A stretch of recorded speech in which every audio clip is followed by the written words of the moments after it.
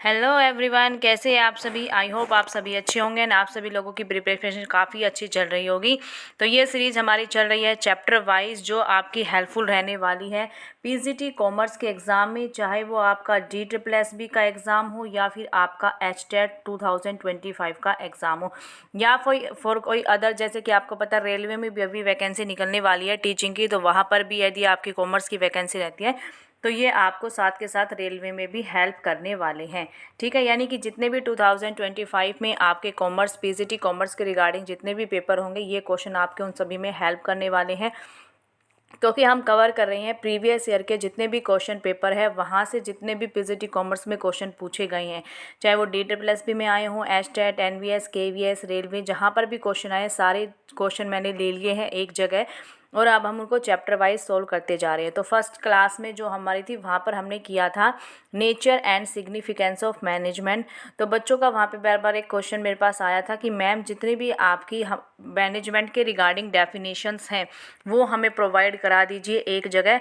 तो उसको मैं अभी इकट्ठा करने लग रही हूँ, जितनी भी डेफिनेशन है, फिर मैं आपको टेलीग्राम ग्रुप जो हमारा है वहाँ पर आपको शेयर कर दूँगी। ठीक है, तो वहाँ से आप देख लेना जितनी भी मैनेजमेंट के रिगार्डिंग डेफिनेशंस हैं।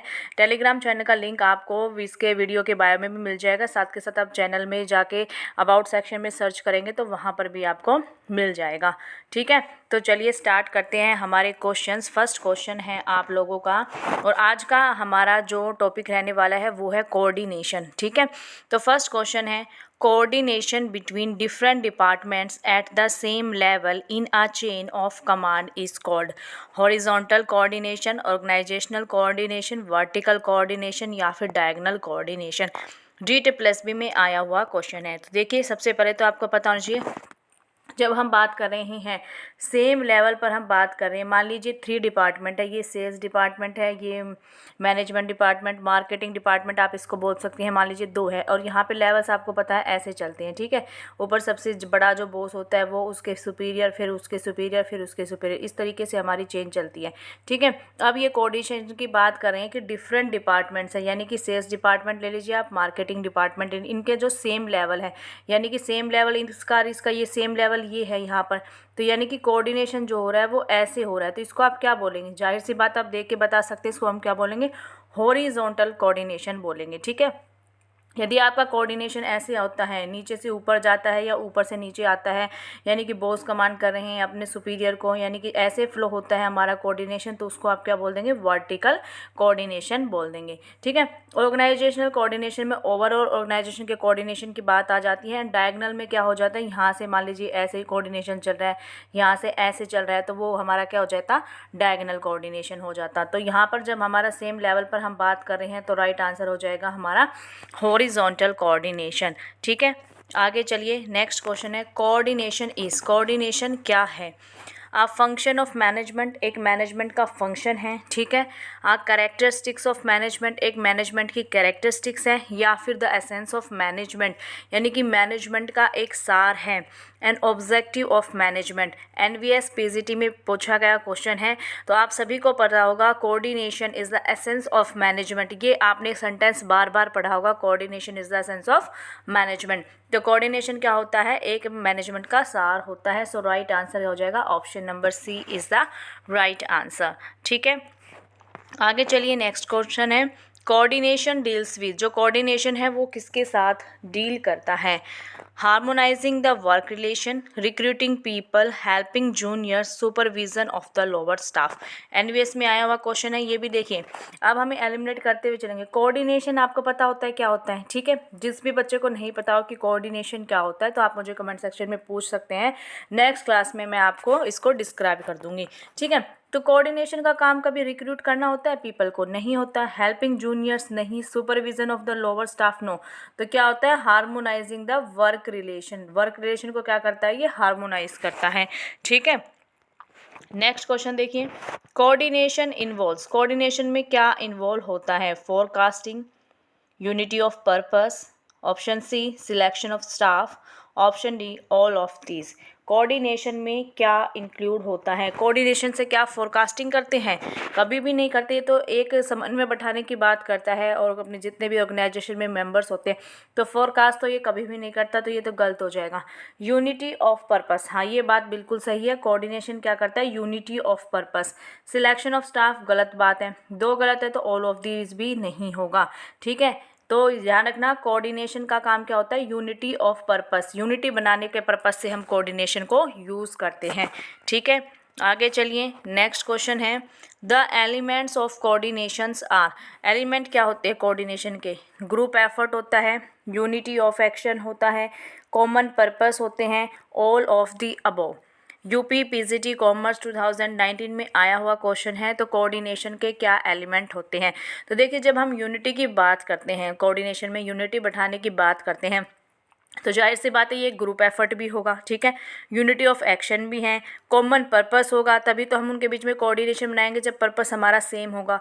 तो इसका राइट आंसर क्या हो जाएगा? All of the above is the right answer. ठीक है, आगे चलिए नेक्स्ट क्वेश्चन देखते हैं। Dash is the set of mechanisms used is in an organization to link the actions of its subunits into a consistent pattern।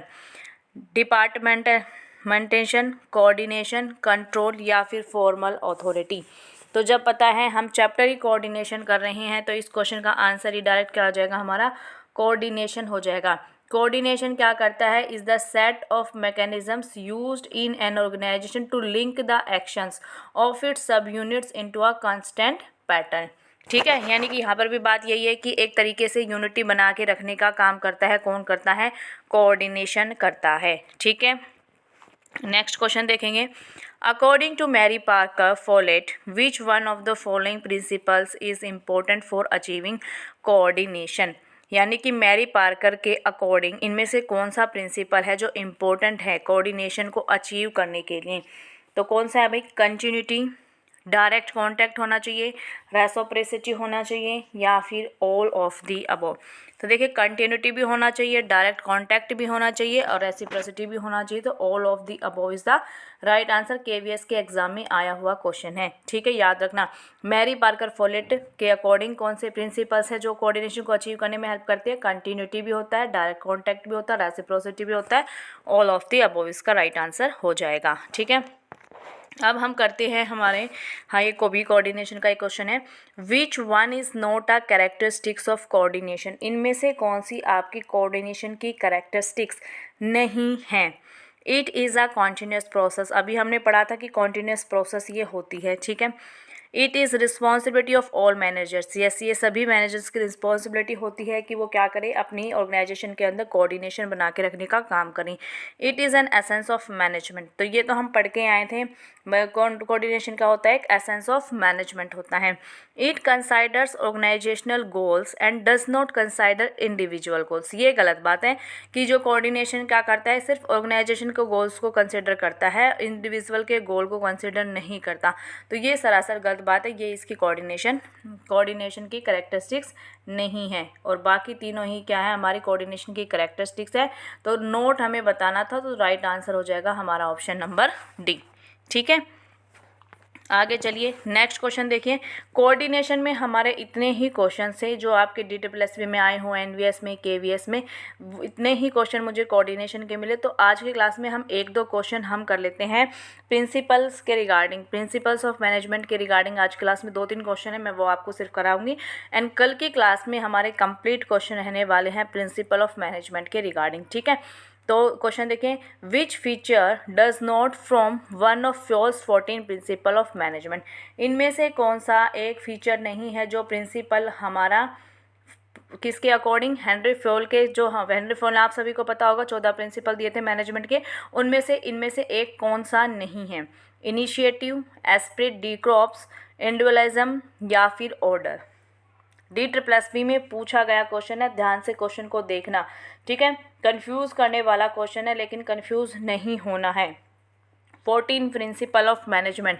कल की class में मैं आपको सारे 14 प्रिंसिपल भी आपको पहले एक बार बताऊंगी। ठीक है, और जो हमारे 4 प्रिंसिपल दिए थे, किसने दिए थे? FW टेलर ने। साइंटिफिक मैनेजमेंट के जो हमारे FW टेलर ने जो 4 प्रिंसिपल्स दिए थे वो भी मैं आपके साथ डिस्कस करूँगी, ठीक है। साथ में हम फ्योस के 14 प्रिंसिपल को भी डिस्कस करेंगे, ठीक है। उसके बाद ही मैं आपको आगे के सारे क्वेश्चन कराऊंगी, ठीक है। तो 14 प्रिंसिपल में देखिए इनिशिएटिव आता है, एस्पेर डी क्रॉप्स आता है, इंडिविजुअलिज्म की वहाँ पर कोई भी बात नहीं की गई है, ऑर्डर भी वहाँ पर आपको देखने को मिलेगा। तो राइट आंसर हो जाएगा इस क्वेश्चन का इंडिविजुअलिज्म, क्योंकि इंडिविजुअलिज्म के रिगार्डिंग कोई भी बात हेनरी फ्योल ने नहीं की है, ठीक है, याद रखना।